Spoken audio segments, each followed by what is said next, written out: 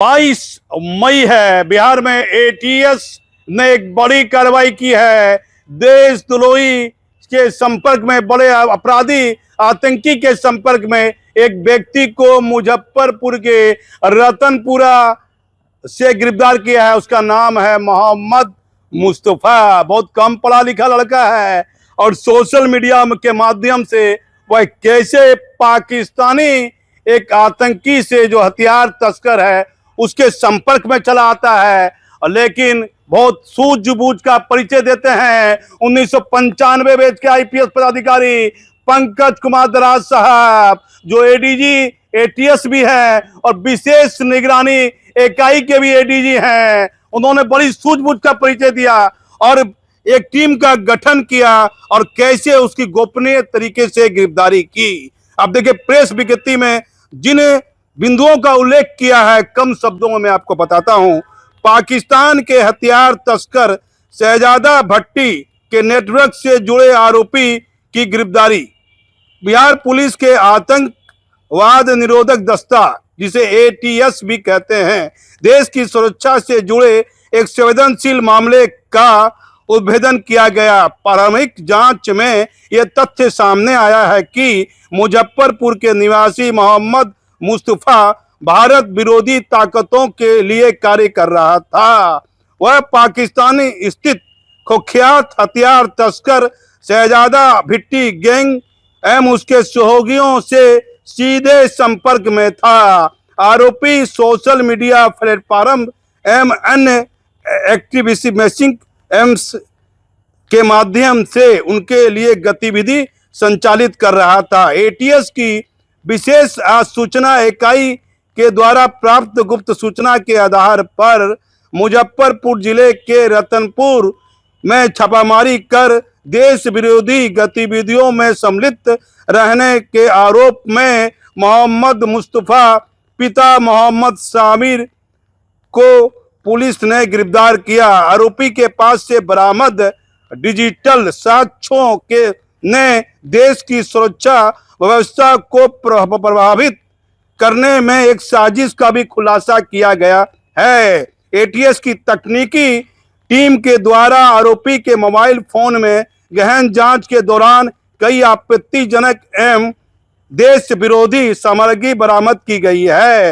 Mobile से delete किए गए डेटा, चैट पैकअप एवं एक्टिव मैसेजिंग और उनकी जांच में ये सामने आया है कि मोहम्मद मुस्तफा पाकिस्तान स्थित शहजादा भट्टी एवं उसके सहयोगी राना असनैन के साथ लगातार संपर्क में था।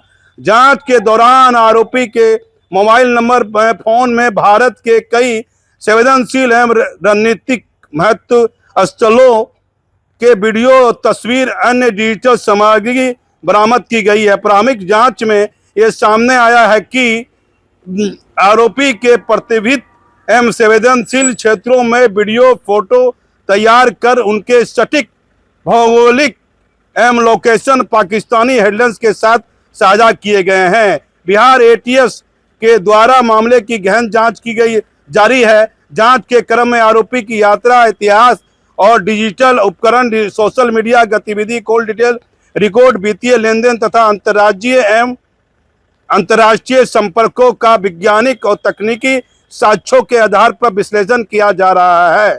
साथ ही उसके संबंधित सहयोगियों नेटवर्क से व्यापक विदेश फंडिंग के संबंध में भी जांच की जा रही है।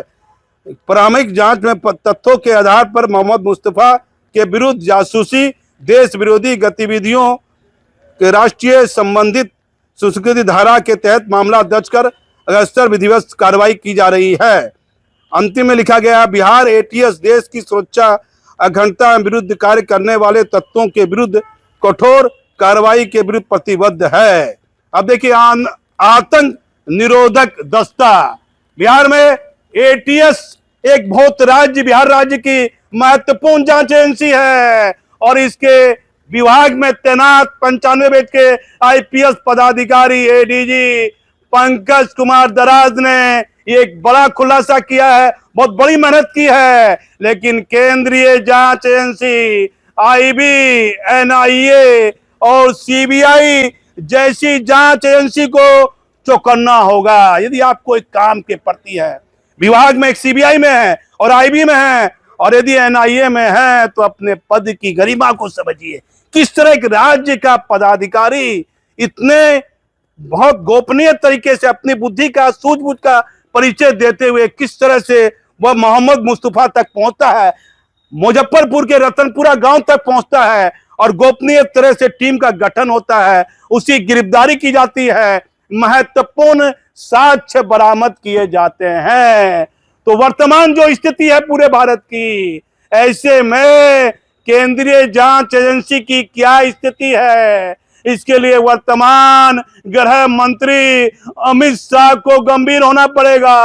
हाल फिलहाल जब सीमा सुरक्षा को लेकर गंभीर सवाल उठने लगे तो देश के गृह मंत्री अमित शाह ने पूर्णिया में सीमा सुरक्षा को लेकर एक बैठक की थी। क्या गृह मंत्री जी, ये देश में आतंकवादी और जो स्थिति है, इसके लिए जो अभी हाल फिलहाल क्या स्थिति है, क्या ऐसे और भी कई लोग हैं क्या? जिस तरह से एडीजी पंकज दराज ने बेहतर कार्रवाई की, क्या बिहार में अन्य जिलों में भी ऐसा कुछ हो रहा है क्या? नहीं।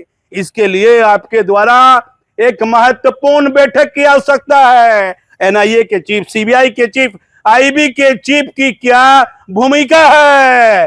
क्योंकि ये जो प्रेस विज्ञप्ति है, ये चीख चीख कर बता रही है अभी वर्तमान में जो भारत की स्थिति है। इस बीच ये कम उम्र का लड़का, जिसकी उम्र मात्र 20 बरस, कम पढ़ा लिखा, मात्र 9वीं फेल या पास होगा, और सोशल मीडिया के थ्रू कैसे वो उतने बड़े हथियार तस्कर के पाकिस्तान के संपर्क में चलाया, कई गंभीर सवाल भी है। इसको लेकर देश की बड़ी बड़ी जांच एजेंसी को सतर्क होने की आवश्यकता है।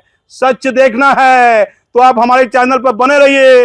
बिहार में आईपीएस महकमे से भी जुड़ी कई महत्वपूर्ण खबर है। मैं इसमें भागलपुर से दीपक नौरंगी।